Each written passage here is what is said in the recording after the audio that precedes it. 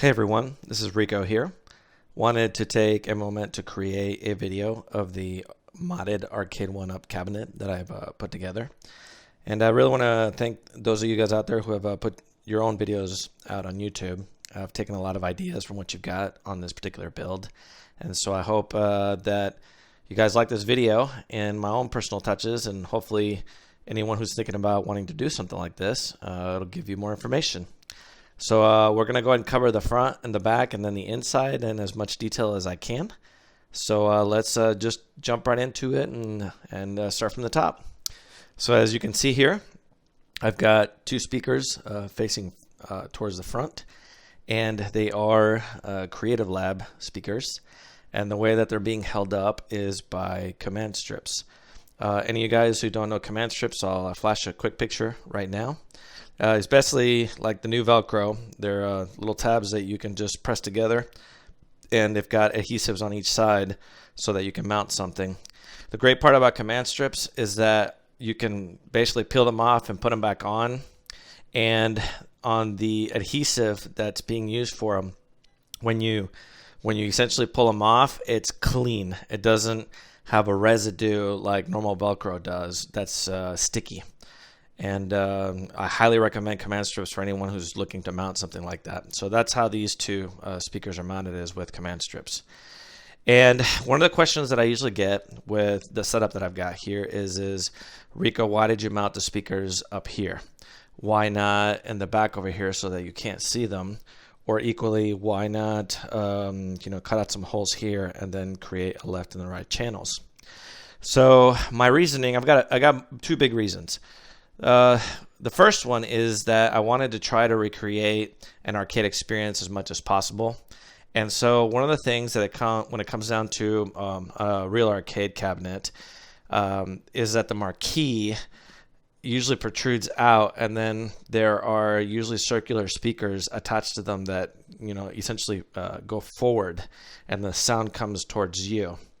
I noticed that when I put the sound up here, the sound tends to go upwards, and then when you come down here, the sound essentially comes up, right where the monitor is at. And so out of all the places that I put them in, I tried them down here, in the middle, up at the top. I felt that the top was as close as possible to that experience. Still not perfect, because really here is kind of the better place, but then I'd be blocking the marquee, and so out of all the places, this was the best compromise. So that was one of the reasons. Allowed me to put them on the sides, angle them down a little bit, and try to recreate that experience. The other part that also needed to be considered is that when it comes down to the emulation, the games have different volumes. Some of them are really loud, and some of them are soft. And so to be able to have the knob available right here in the distance to adjust that volume up and down was another consideration of putting them up here in this size. So the sound coming forward and then having the volume knob, that's why I put them in those locations. Okay, another quick tip, when it comes down to the command strips, I found out to increase the strength of the command strip, one thing you can do is when you peel off the sticky back, if you take like a hair dryer, or in my case I use a heat gun, and heat up that adhesive, it makes it a lot stronger. So there's a little tip for you guys: if you are using command strips and you want to make them stronger, do that and you're going to see a big difference. Okay, let's kind of work our way down here to the monitor. If you look over here to the left, this is the original LCD screen that comes with the Arcade1UP. It's a 17-inch, and I have upgraded it to a 20.1-inch monitor. It's a Dell 2007 FPB model. It runs at 1600 by 1200 resolution. I'm going to tell you, I think out of all the mods that I've done on this one, this is the one that I really like the most. Obviously, having a bigger screen, it just enhances the experience a lot more. But there's a lot of other little things that come about with the change of the monitor that also have made my experience a lot better. One of the first ones, if you look right now, oh shoot, I just lost it. There is a anti-glare coating that usually comes with the computer monitors. And compared to the original LCD of the Arcade1UP, the glare on here is very minute, where if you look over here on the original arcade, you can really see the glare. And not only that, but if you actually look, this glare that you're seeing on the original Arcade1UP is actually been diminished. And let me show you why. I actually went to the original Arcade1UP, and I'm going to try to pull up on this so you guys can see that. Can you see that I'm pulling up? That's because I took an oscillating tool and cut out the clear plexiglass that was covering the screen. That was creating even more glare. So when I cut out that clear plexiglass around there, it diminished the glare a lot. So if the glare is bothering you guys in any way, shape, or form, I highly suggest that you find some way to cut that. I said I use an oscillating tool. I don't know if that was really the best way to do it. It doesn't really cut as clean as you want it to be. But anyways, the purpose is you want to try to reduce the glare. And so that will by far reduce the glare. So on the screen here for the monitor, it has that anti-glare. And so especially when you're playing it, like right now, can you see? Yeah, you can barely see the glare. Yeah, this is perfect. You see when it's dark, you can barely see it, where when you come over here, I mean, look at this. Yeah, see? So that's awesome. It makes such a better experience, especially when you're playing a game. If you can see right now, there's dark areas, so you don't really see that glare. Super awesome. Okay, another thing that works extremely well on this particular screen for the Dell is I want you guys to see how awesome it fits on here. If you look, there's very little gap right here on this side, and I'm going to come over to this side, and there's very little gap. It's almost like a perfect fit. Don't really have to have anything to cover it when I'm putting it on. So that's another great thing about the monitor. And let's see, I'm trying to think if there's anything else when it comes down to the monitor that's awesome. I think that's pretty much it. Bigger size, anti-glare coating, and then I actually picked this guy up for about $40 on a Craigslist. There was a guy locally that was getting rid of it, so I really lucked out with that. I know that they sell them online maybe for like $80. So highly recommend it. Like I said, out of all the mods that I've done on this arcade, this is by far my favorite. All right, so just real quick on how this thing is set up. Oh, I just now thought about one other thing that I liked about having the larger monitor. What this basically allowed me to do is it allowed me to put the monitor up higher than what it normally is. If you look up here on the original Arcade1UP, the LCD kind of came out to about right here when you're looking. Now I'm 6'3", and one thing that I notice is when I play the arcade, I'm always sitting down on a stool. I'm not standing up, and I had to kind of scrunch down just a little bit to get a good viewing angle because the monitor was just lower. And so by putting in the larger monitor, I was able to put it right up to the edge of the top here. So now I don't really have to scrunch very more. It's just like perfect. And the way that this is set up here and kind of sitting in place, and once we get to the backside, you'll see the details, but I'll just give you an overview.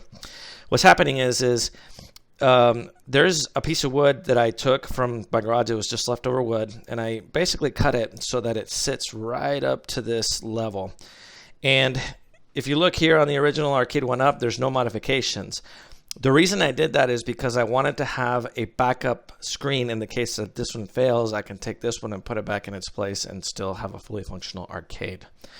So essentially what's happening is this monitor is sitting on that piece of wood, and the weight of this monitor alone is more than enough to keep it in place. And then the clamps or the brackets that were holding this LCD screen in place, I took the two bottom ones and essentially used them to hold that piece of wood in place with the cabinet. And then up here at the top, there's this kind of like wooden lip from the cabinet itself. And so when I was aligning this TV or this LCD screen, I basically placed it almost right up to the plastic piece of the top of the monitor up to that lip. And so the two upper brackets that were here, I'm using to essentially push the monitor forward so that it's sitting on that lip. And that's essentially more or less what's holding the monitor in place. When we get to the back side, like I said, you'll see more of the details.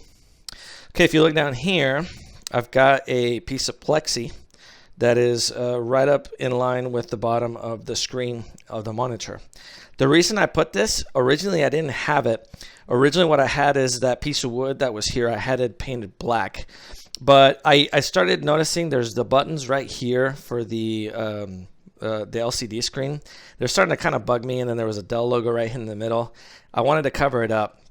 So what I did is I took some leftover piece of plexi that I had in the garage, cut it up, and it goes below the marquee, and essentially just spray painted it black on one side and then flipped it over so that the shiny side is facing forward. And to me, it looks actually pretty decent, and it allows me to cover up those buttons.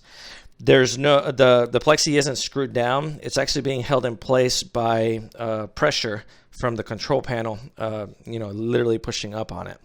And so what that allows me to do is if I ever have to pull the control panel and take this thing out, I don't have to unscrew anything. I can just literally lift the plexi out.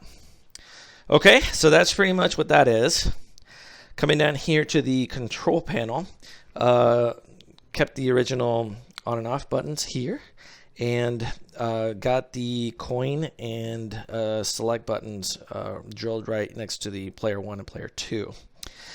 Covering the buttons and the joysticks, they are Suzo Happ buttons and joysticks. And one of the things that you'll notice from this layout is that I don't have a protective covering. And I essentially put a clear coat on this control panel. I got that tip from watching a video from a person called Detroit Love. And he bought a Street Fighter and a Galaga cabinet. On the Street Fighter, he had the protective overlay, and then on the Galaga cabinet, he had the clear coat sprayed on.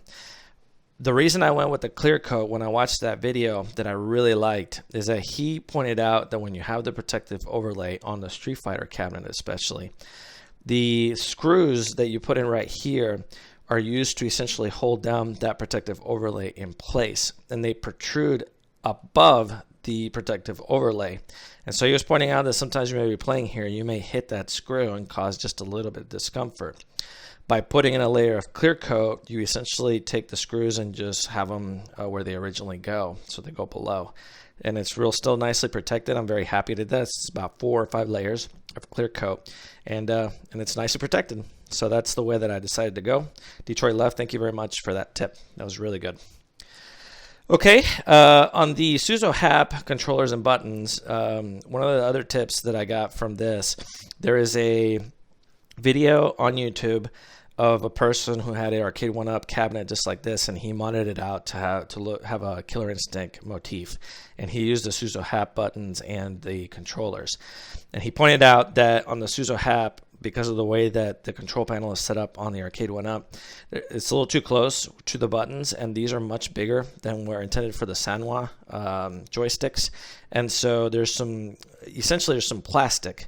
If you want to keep it centered, there's some plastic that you have to shave off in order to get the controller to fit with this button, because they will hit, and that'll also occur over here on this side. So he talked about his wife having a Dremel to kind of cut that plastic out. I essentially did the same thing. I just took a Dremel and shaved it off. When I flip this control panel up, you'll see just a little bit of it. It's hard to really be able to look at it with the way that I've got it, but if you want to see, I'll leave a link to his video so that you can see how he did it, because I just modeled it from it. Interestingly enough, I actually picked up the controllers and the buttons exactly from the same place that he picked them up. Local here in Texas, there's a place called Tornado Terry's, and he sells these controllers and buttons either as kits or as individuals. I picked up a kit that essentially looks like it has a Street Fighter with the colors, and normally the controllers come in blue and then in red, and so I preferred to have the black kind. So when I went to go pick them up, I just changed them out for the black. And so that's essentially how I have this kit. And there were a couple other extra buttons that I picked up while I was there. Okay, so that is pretty much the control panel. Let me flip this guy up. I'm going to go ahead and set the camera down so you guys can see it. So I'll be right back. Okay, guys, I am back, and I flipped up the control panel. And yes, it's definitely not as tidy as it could be. I honestly didn't care because it's possible I may get back here and mess with it, so I didn't tidy it up. But if you look here, we've got the USB controller board, and then on both sides, left and then the right. And if you didn't guess it already, how are those things being held up? Command strips. I love command strips. I'm telling you, I can't say enough good things about them because, again, they peel off clean and you can just put them right back in place without any issues. Let me see if I can get up here so you can see a little bit. There we go. Right here, you can see where I've shaved off some of that plastic because it was hitting this button. And then right down here, it's extremely hard to see, but I had to essentially kind of cut out a little groove because of the plastic touching this button. And so that, again, that repeats on both sides, right up here and then right up at the top. I kept the speaker, the original speaker, in place here, even though it's not being used, and mostly just to block out the holes and prevent any more dust from getting inside of the cabinet. And then, of course, these are the original buttons that were in place. I'm trying to think of one of the other things that may come about. Let's see. Oh, so in the video that the person who did the Killer Instinct setup, he basically, poor guy, bought one of the USB boards here that comes with all the cables, but they're designed for the Sanwa buttons and joysticks, and they're a little bit smaller. And so he was talking about having to essentially try to expand the clips to get them to fit into the buttons. You don't have to go through that, guys. They do sell these kits for the Suzo Happ buttons. So I'll leave a link to those, at least where I got them from Amazon, so you don't have to go through that painful process. You can get the kit that comes with the button. So it's too bad for the other guy who originally did that he maybe didn't know that those were available. So I'll save you some grief with that. Okay. So let's see if there's anything else here in the control panel. No, I don't think so. And there's the buttons down here that are for the extra ones. So let me flip this guy back down and we'll work our way down. So hang tight. Okay, guys, I've set the control panel back down, and I left out the plexi, guys, because you can see what it looked like without the plexi. So you can see the monitor buttons right here with the Dell logo in the middle. Again, it's not bad, but I preferred to just cover it and keep it all blacked out. So that's why I have the piece of acrylic covering that up. Okay, let's work our way down here to these buttons. Okay, confession. This button and this button were really going to be the buttons that I was going to use for this one, and then this one for the coin and then the select button. Okay, so here's the deal. Originally, I was not going to clear coat this. I hadn't seen the video from Detroit Love yet, so I was planning on putting in the protective overlay. And I didn't want to have to drill the holes up here through the acrylic and maybe crack it. And so I was planning on just taking these buttons and putting them here and here. All right, so that was the direction that I was going to. And what I ran into is the Suzo Happ buttons, they're pretty large size. They're usually made for like the 3/4 inch plywoods for the arcades. And so when I put this one in and this one in, they hit each other, and there was no way to fix that. So learn from my mistake. When you're doing customized buttons on this, don't go high, go low. So from Tornado Terry's, fortunately, he had some plugs, and so I was able to plug this guy to at least make it look a little bit better. Maybe later on in the future, there's something I can put in there, a short profile, maybe some LED or something to make it look better. But don't put your buttons up high, okay? But in the process, that I was doing this, I was going to go ahead and drill the holes down below, and then I'd seen this video, and I said, well, heck, let me just go ahead and clear coat everything, and I'll go ahead and take the buttons and put them here at the top, which I actually prefer. And then the extra buttons that I bought, I just decided, let me just put them for player 1 and then for player 2. I'm really glad that I did this because this is the way that I have this set up. This button right here is used to pause the emulation at any time. So if I'm doing something, pause, then come back, unpause, on demand. It doesn't matter which platform you're on. This guy right here is to exit the emulation. And then these two right here are for save state and load state.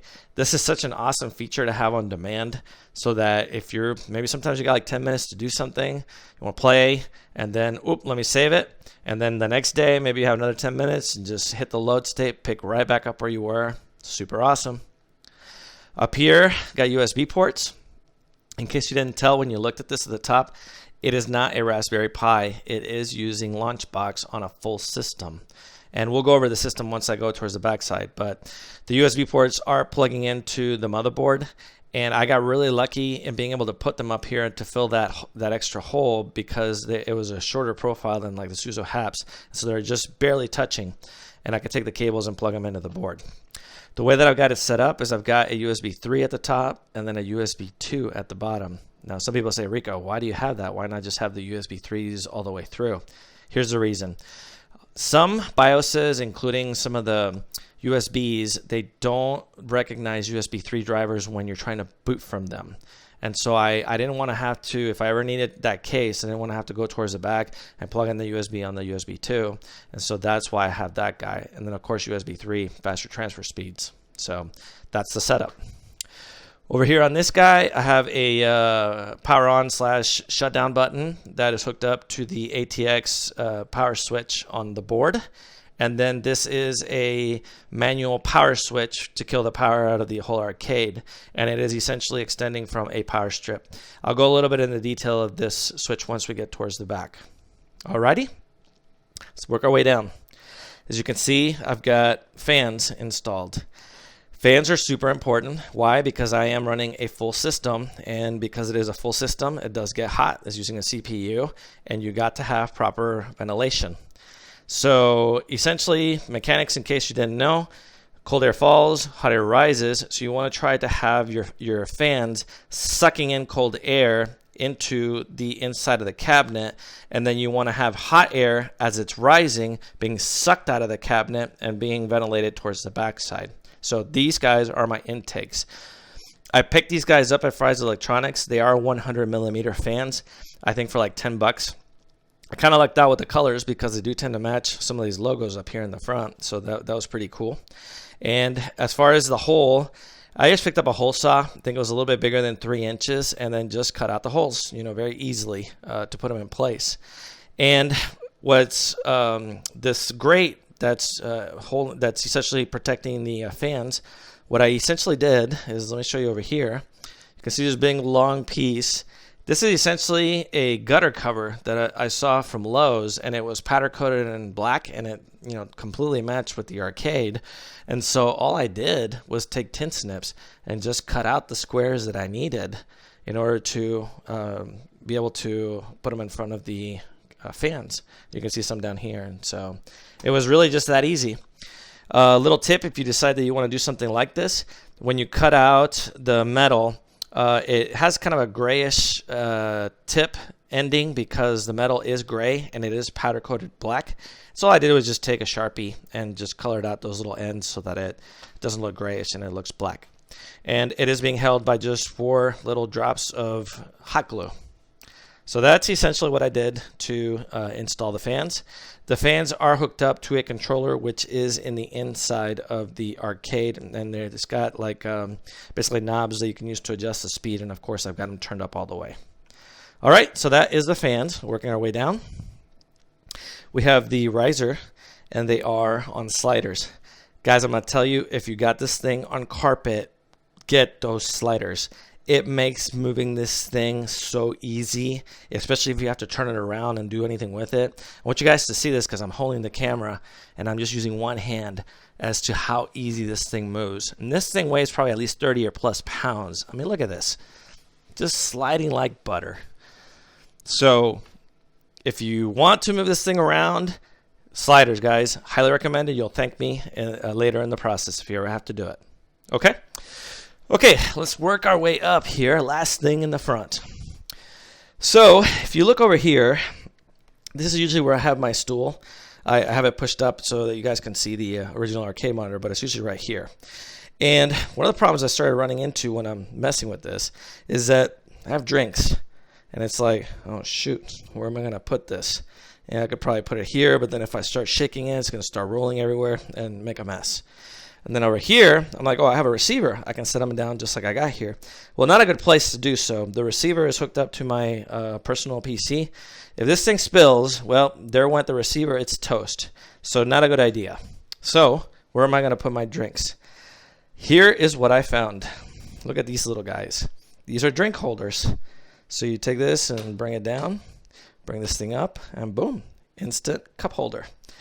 I found that these were mostly used for like when you want to attach to a car that maybe has not very good cup holders, or even a boat.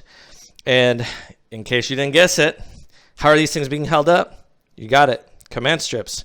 Same thing. I heated up the backside, put it in, and I mean, this thing is tight.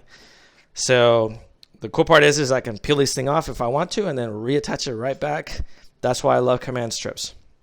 And I wanted to give you a little demo.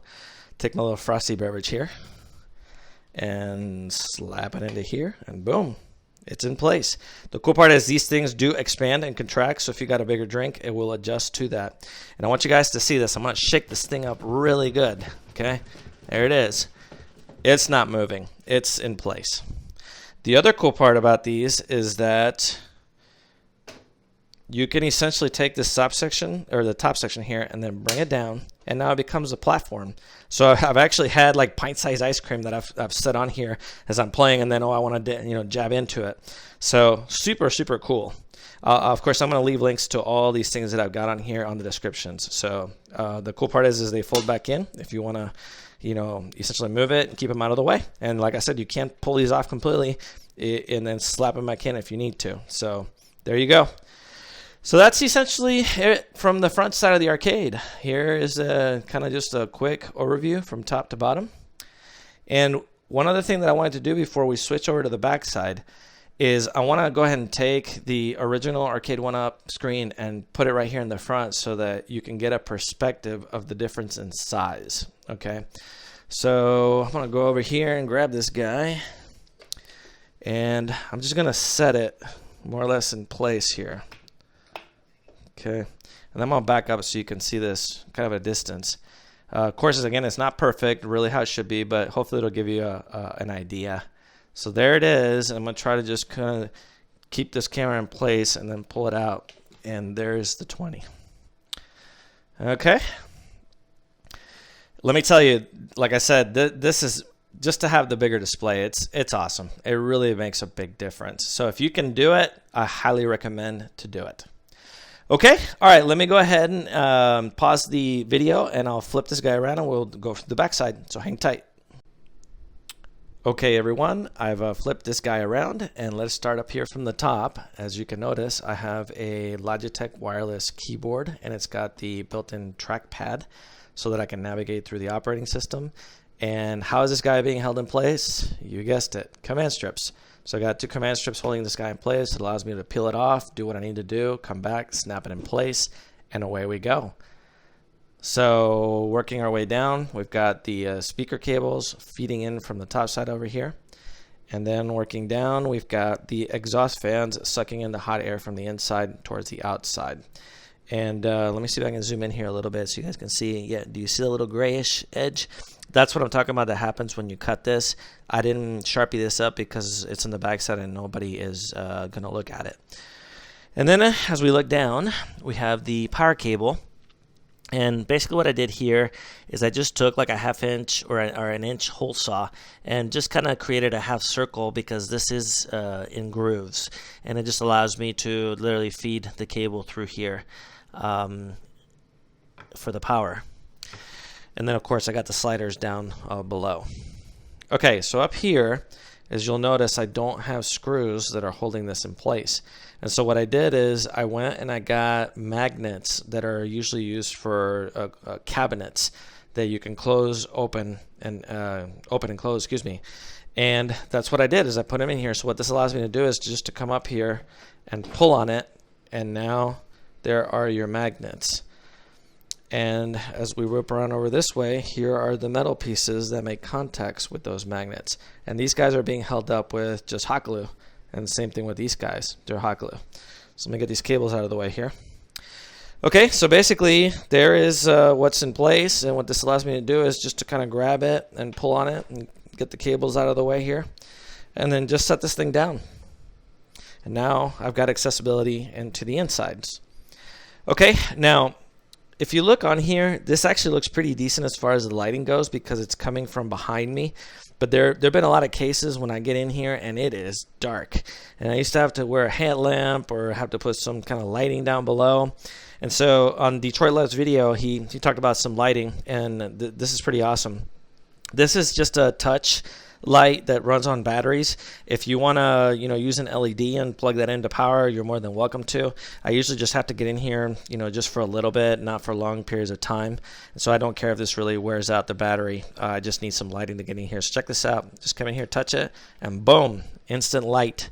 And it's bright in here.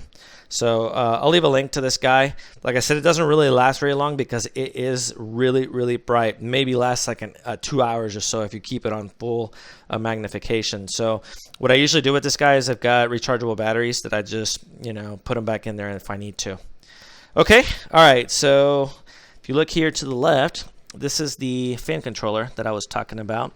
This is the rear leads for them, and then these are the fronts. And these are the knobs that you can use to adjust the RPMs, and of course I've got them turned up all the way because I want maximum airflow. If you look up here, there are the fans. That's as low as I could get them on the arcade because, as you can tell, if I go any lower, I'm going to be hitting all the guts of the system, and so that's pretty much as low as I could get them. Let's kind of go down a little bit and talk about the board itself.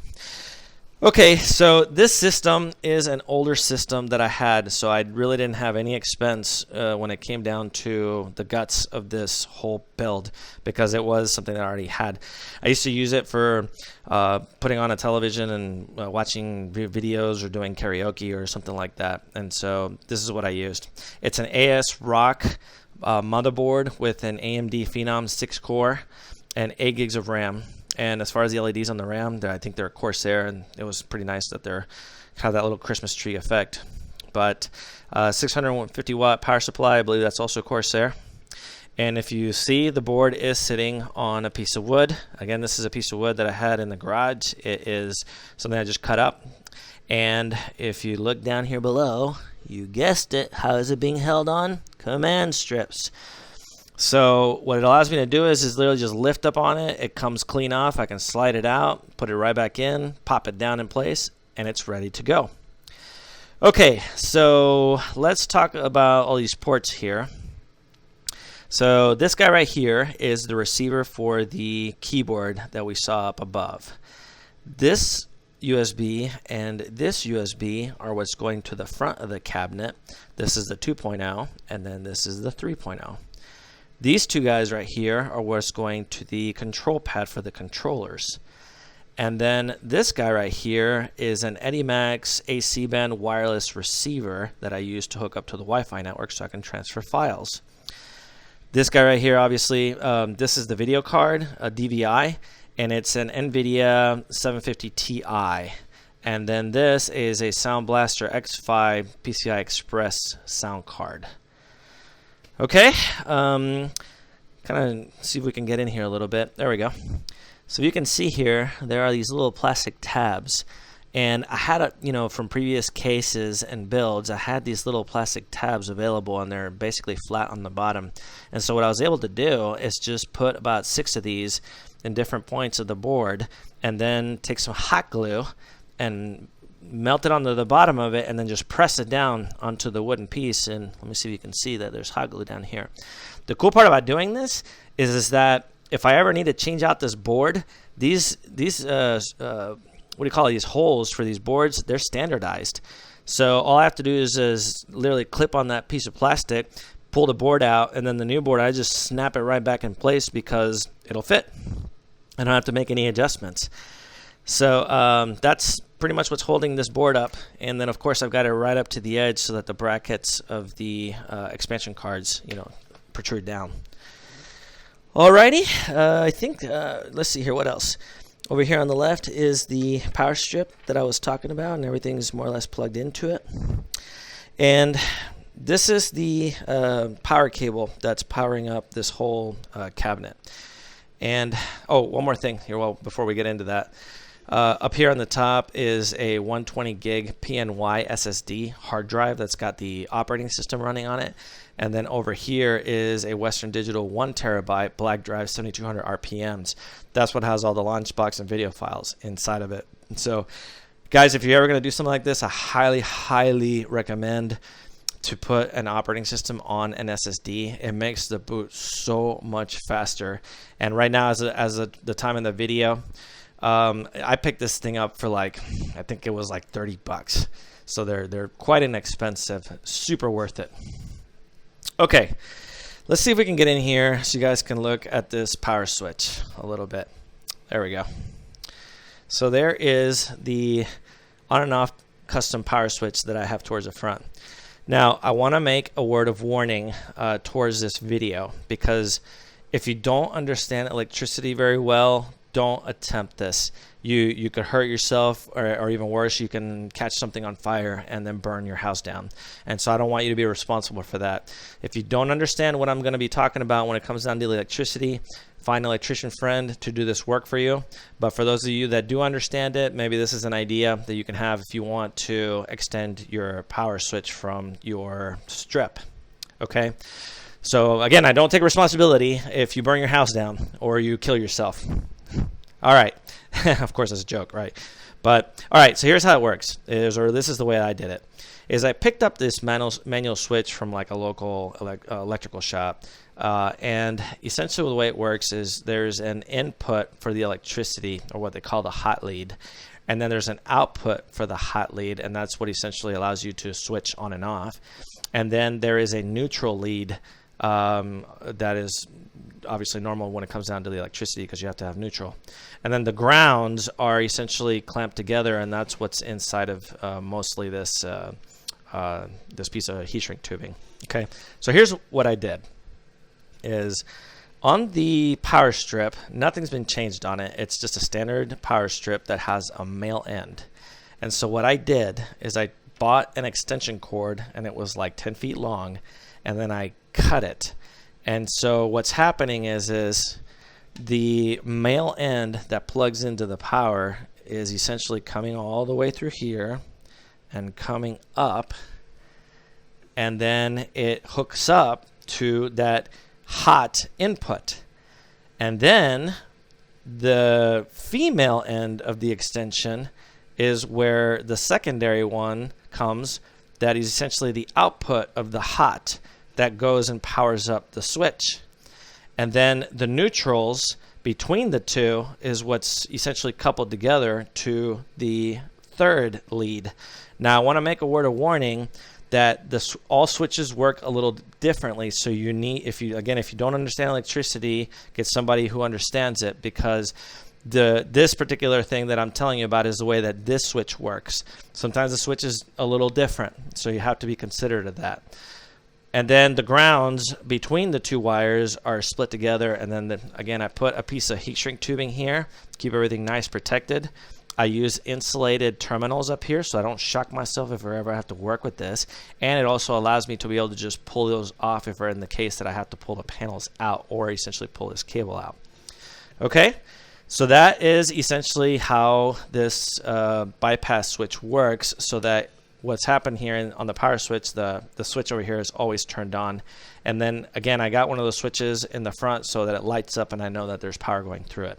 They do make the switches that don't have that, so again, that's why I mentioned that the switches are all different. But this ghetto looking cable right here, it is really ghetto. That's the shutdown and power up switch that I essentially took some cross connect cable and then just hooked it right up to the ATX board over here for powering on and off. So what else can we talk about? Oh yeah, here we go. Let's talk about the monitor. So this is what I was talking about. Here is that piece of wood. You saw it before. It was painted black on one side. This is the original color. And here are the original Arcade1UP brackets that are holding that piece of wood in place. Like I said, this monitor, all it's doing is just sitting on that piece of wood, and its weight, like I said, keeps it all in place.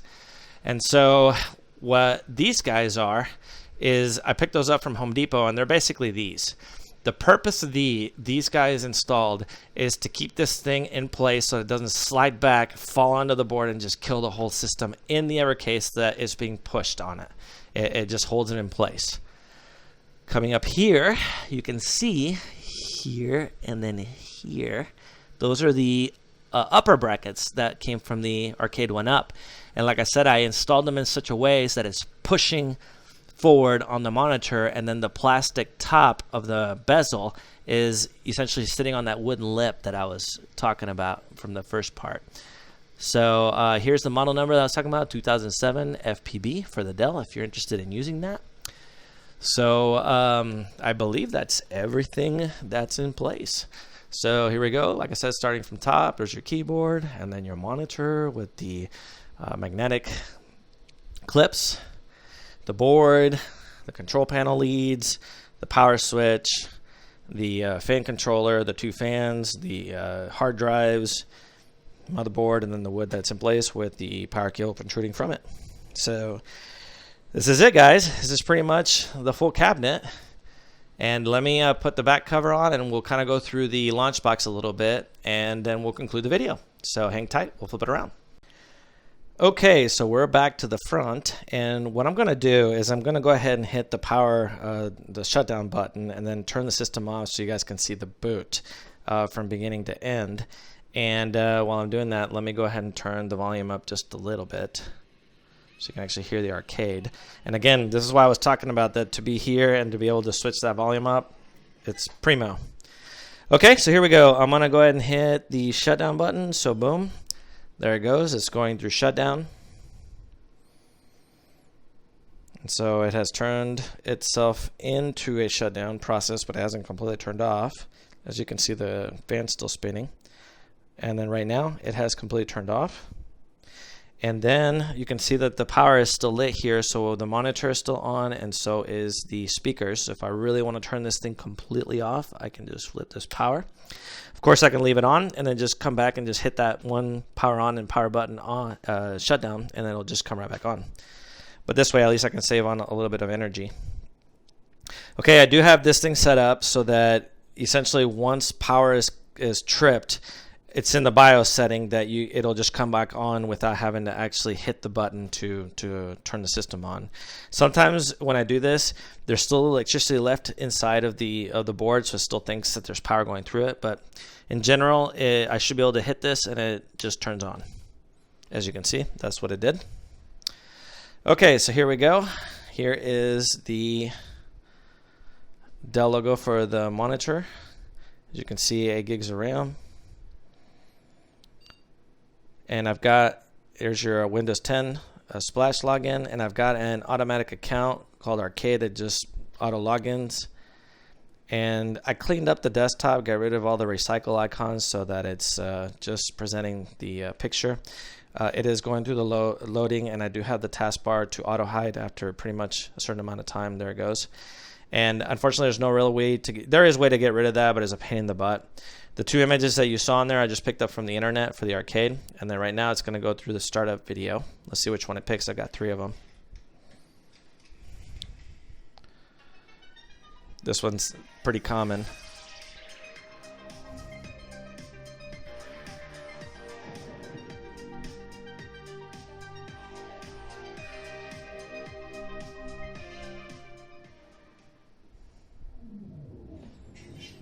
Okay, so I've got these speakers turned up about half the volume. Let me tell you guys, these Creative speakers, they are incredible. I mean, if I turn this thing up to 3/4, it blasts this room, and it's clear and bassy. So they're definitely a little bit on the higher end of the speakers. They're not like cheapy speakers, but if you got the money, definitely recommendable if you want to do this kind of setup, of course. All right, so here's the arcade setup. This is Launchbox, and right now it's kicking into a track mode.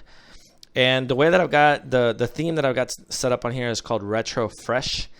And so this is kind of the setup where you've got the clear logos on one side, and then it's got like a video play or a theme play of the video. Like, here you go. There's basically a theme video.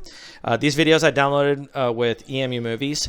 If you basically get an account, you can pay a monthly fee or you can pay an unlimited fee, and then you can download all these videos with your account. So let me kind of back up to the main. This is the platform view, where essentially everything here is all platform based. So right now I've got the arcades. There's your Daphne, TurboGrafx-16, NES, Sega CD, Genesis, Model 2, Model 3, PlayStation, Super Nintendo, and American Laser Games. And so, like you saw before, if I get into the arcades, I've got the clear logos here with the video themes playing. If I change the theme, let's say to Daphne, get the exact same effect, clear logos with the themes. Okay, so another mode that I've also got here is if I select on these buttons, I can switch to playlist view. And so now, instead of having platforms, I got playlists. And there's all kinds of them that come with Launchbox more or less automatically. There's 2-player games, 4-player games, Atari Classics, and paddles, and so on. But I went ahead and created a custom one called Favorites. And what this basically does is this is extremely similar to like Emulation Station on the Raspberry Pi, where you can add favorites and it's not platform specific. It doesn't matter which platform it is, it's going to put it in here. It's going to organize it alphabetically. So whether you got this one for Genesis or you're going over here to Arabian onto the arcades, it's all in one place. Now, the system does also have, if I switch back to platform view, if I go to the arcades, it also does have favorites within the platform. So if I go in here and I hit like the right, there's that little star, and these are all the favorites that have been marked for the platform. So that's pretty much the setup that I've got. It's pretty cool. I'm pretty happy with the whole setup and how it works. And again, like I was talking about, I've got the load state and then the save state and load state, and then the exit, and then the pause. So that's pretty much it. If you guys want me to cover anything else more in detail, please shoot me a comment. I'll be more than happy to do so. But that's the overall setup for what I have done as of right now. I hope you guys enjoyed this video. If you guys have any, like I said, any comments on the build, I welcome everything. Even if you think this thing sucks and it's crap and you shouldn't do it this way, please go ahead, because I'm willing to learn. And there may be better ways to do things. So really appreciate your guys' feedback if you have any. One last thing before I kind of go is I'd like some feedback if you can. This bar stool, I think I got from Amazon for like $65, something like that. What I was looking for is I wanted a bar stool that was adjustable between 23 inches all the way up to 31. I mentioned, again, I'm 6'3", I'm a little bit taller, so I want to have that ability to adjust it how I need it. The part that I'm not quite satisfied with this particular stool is the cushion.